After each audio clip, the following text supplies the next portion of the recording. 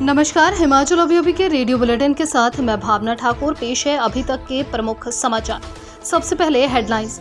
3.5 साल बाद हुई राज्य आपदा प्रबंधन प्राधिकरण की बैठक। आपदा प्रबंधन को लेकर गंभीर हुए सीएम सुक्खू। कुल्लू मंडी वाया पंडोह सड़क मार्ग छोटे वाहनों की आवाजाही के लिए बहाल। यात्रियों को राहत, हिमाचल में मिलने लगी ओपीएस। कांगड़ा मंडी के 2 लोगों की पुरानी पेंशन रिलीज। अब केंद्र के पास जमा शेयर के लिए दिल्ली में देंगे धरना।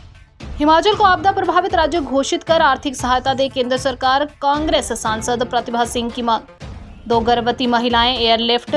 बादल फटने के बाद रिलीफ कैंप में रुकी थी दोनों। हेलीकॉप्टर से मंडी अस्पताल पहुंचाया। बिलासपुर में हादसा, मलबे में दबे मजदूर, महिला की मौत, 3 गंभीर। अब समाचार विस्तार से।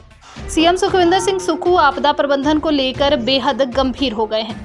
सीएम हिमाचल प्रदेश राज्य आपदा प्रबंधन प्राधिकरण की 8वीं बैठक की अध्यक्षता कर रहे हैं, जिसमें भविष्य में प्राकृतिक आपदा से निपटने के उपायों, प्रबंधों और तैयारियों पर चर्चा की जा रही है। प्राधिकरण की बैठक लगभग 3.5 साल बाद हो रही है। पूर्व बीजेपी सरकार में कोविड की शुरुआत में प्राधिकरण की 7वीं बैठक हुई थी। कुल्लू मंडी वाया पंडोह सड़क मार्ग को प्रशासन और लोक निर्माण विभाग ने दिन रात कार्य करके छोटे वाहनों की आवाजाही के लिए खोल दिया।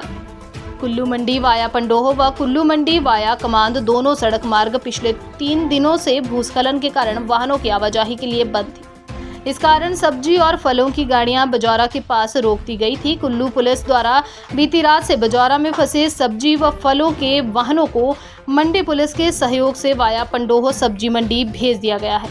इसके अतिरिक्त छोटे वाहनों को जलोड़ी जोत से वाया आनी शिमला चंडीगढ़ के लिए रवाना किया गया है। हिमाचल प्रदेश के कर्मचारियों को ओल्ड पेंशन स्कीम मिलनी शुरू हो गई है। इसकी शुरुआत कांगड़ा के सरदारी लाल और मंडी के चिंतराम शास्त्री से हुई है। इन्हें 2003 से पहले वाली पुरानी पेंशन मिल गई है। दरअसल सरदारी लाल और चिंतराम शास्त्री कुछ साल पहले शिक्षा विभाग से रिटायर हुए, इसलिए उन्होंने एनपीएस के तहत केंद्र के पास जमा स्टेट गवर्नमेंट स्टेट शेयर को ब्याज सहित वापस लौटाया और ट्रेजरी में जमा कराया। इसके बाद इन्हें ओल्ड पेंशन मिलनी शुरू हुई। हिमाचल में एनपीएस लागू होने के बाद से 4000 से भी ज़्यादा कर्मचारी रिटायर हो चुके हैं या जिनकी मृत्यु हो गई है, उन्हें भी ओपीएस मिलेगी, बशर्ते इसके लिए रिटायर कर्मचारियों को केंद्र के पास जमा स्टेट शेयर खुद वापस लेना होगा और उसे ट्रेजरी में जमा करना होगा। शेष समाचार ब्रेक के बाद। आपके स्वास्थ्य का प्रहरी श्री बालाजी हॉस्पिटल, कांगड़ा, हिमाचल के मंडी में कांग्रेस सांसद प्रतिभा सिंह ने शनिवार को बाढ़ प्रभावित इलाकों का दौरा किया। इस दौरान उन्होंने राहत एवं बचाव कार्यों की समीक्षा की और अधिकारियों को जरूरी निर्देश दिए। प्रतिभा सिंह ने एक बार फिर प्रधानमंत्री नरेंद्र मोदी से हिमाचल को आपदा प्रभावित राज्य घोषित करने की मांग की। साथ ही कहा कि केंद्र को हिमाचल को आर्थिक सहायता देनी चाहिए। उन्होंने कहा कि हिमाचल को इस आपदा से लगभग 10,000 करोड़ का नुकसान हुआ है। उन्होंने शनिवार को नाचन विधानसभा क्षेत्र के वर्षा व बाढ़ प्रभावित क्षेत्रों का दौरा कर नुकसान का जायजा लिया।